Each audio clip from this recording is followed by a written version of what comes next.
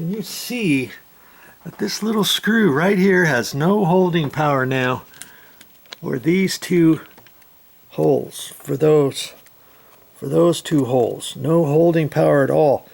When I get done, I'm going to have a long screw there and a possible long screw there, but if I just put a long screw on that one and not that one and have three little ones, that screw is the only one that's going to hold this hinge tight. But over the years, I'm probably going to want one there too. Worst case scenario, if you had plenty of screws, you could, well, I say you could put them there, but then you'd have to pop the door back off the hinges so that you could get your drill in there at an angle without hitting the edge, putting those screws in there, and then repopping the door back on and all that. Okay, different ways you can do it. Okay, is there always more than one way to do things? Absolutely. Okay, so I have not done anything yet. I've just got those screws in there. I'm going to take this out now. Okay. We're going to look at this. And theory has it that because we moved these hinges over, that's going to have moved the whole door over. And I got the gap there. That's going to also create another gap there. And once I get done with this, if I wanted to tweak the door just a little bit more for the sag, I'd have to take it back down, tweak this, because now I've got the gap up there, right? Okay, so here we go. We're gonna look at that, and we're gonna see. Look at that. Now, you see what I see? Look at the gap up here. It's way less, huh? That's because I must have shimmed that one out just a hair further than this one, and that's moved that over closer. Look at the gap here. See, look at that. There's hardly any gap there. That's nice. Okay, I want to make sure that it's closing properly. I look at that. The gap is better. The gap is actually pretty good there. I don't want to suck the door up anymore. You see how much of a gap I got there now? You see there? That's because I tweaked this out at an angle. Tweak that out at an angle. Tweak that out at an angle. And I think I have it. I have it actually pretty close now. Now it's about looking and seeing what I have to do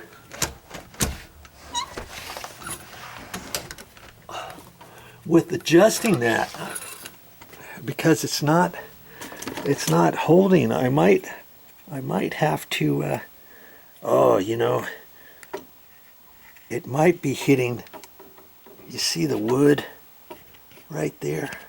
It might be hitting that because the door, I think the door, because it's closer, it might be hitting the edge of that. I'm going to shave that off and see if I can't get it in there, because this strike plates are designed to be adjusted. Now see this one?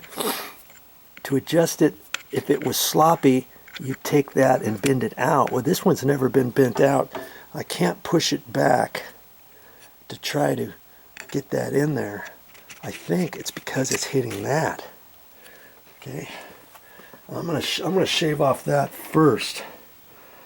Okay, and see,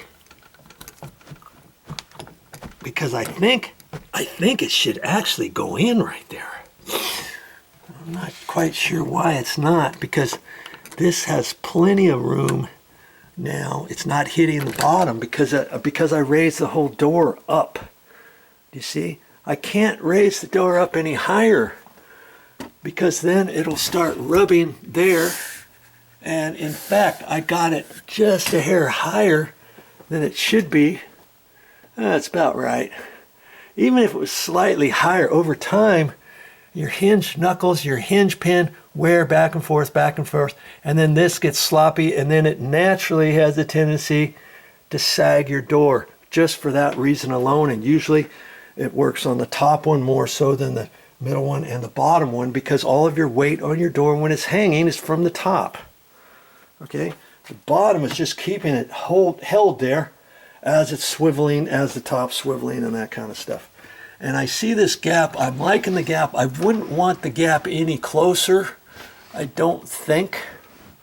I'm gonna have to really look at that because I don't want the front edge of this door to start getting too close to the edge of the door jamb. It's not as close as some doors. Some metal clad doors, this wood goes all the way flush out to the outside.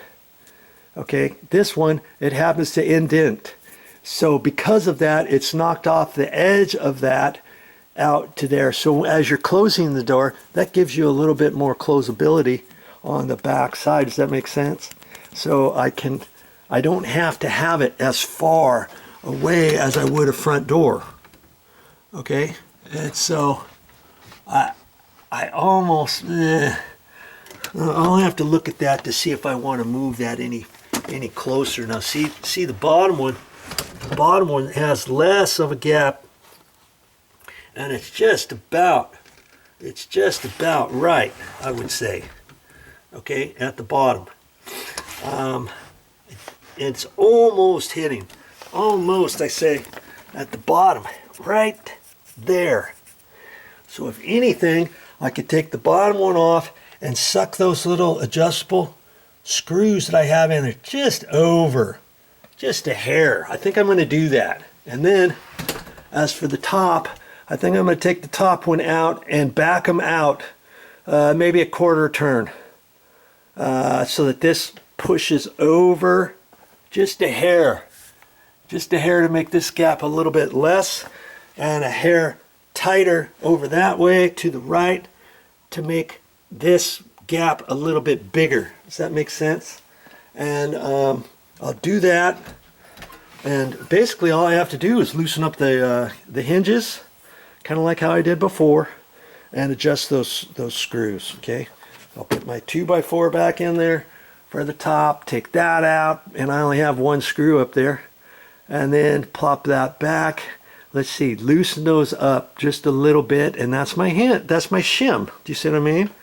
Tighten up that one at the bottom, and that should do it. I shouldn't have to move the middle one at all. Okay, so I'm going to do that next. I'm not going to show you that. I'm just going to do it, and we'll end up being right here, and we'll check it again. That's all I got for this time, but I'll be back with more videos, and hopefully you learned something. You spent a little time with VideoJoe. You saw what it takes: patience and determination to get something done, a never give up attitude.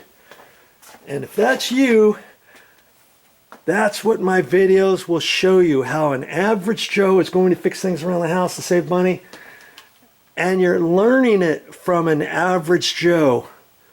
What could be better than that? Because you can see all the trials and tribulations I go through in order to get something fixed. You'll be able to see how I Joe Guyver certain things in the future. If you choose to continue to watch my videos, you'll learn all that stuff. You'll learn how to save money, keep that money in your pocket. Why pay somebody else when you can do it yourself? Alrighty then.